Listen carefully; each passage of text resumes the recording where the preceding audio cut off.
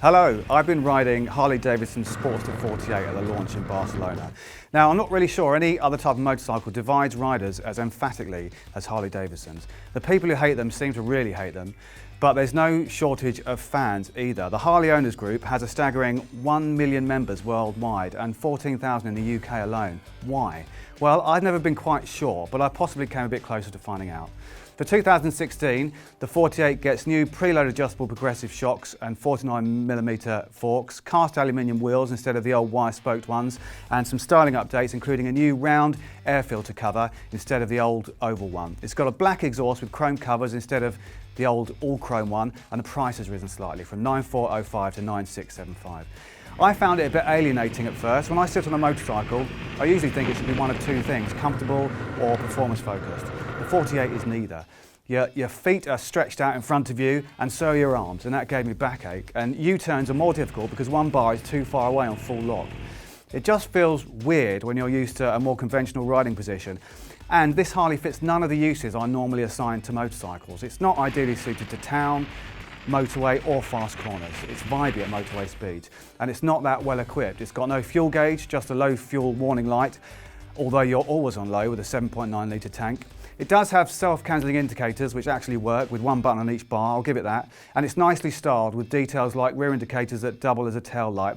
But the digital rev counter is minuscule, the mirrors are positioned under the bars so I kept looking at air, and with a solo seat it can't even take a pillion.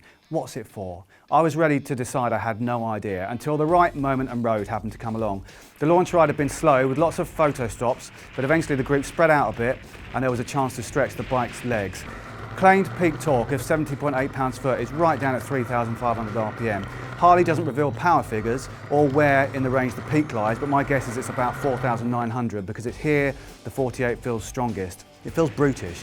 Changing gear to keep it around that peak with the soles of my feet facing into the wind, feeling the pegs scrape in the corners.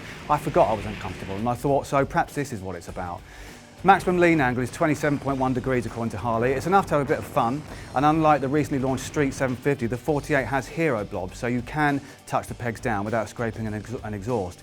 It turns quite easily for a 252 kilogram machine, probably helped by the lighter wheels, even if the front tyre looks wide enough to flatten out the road.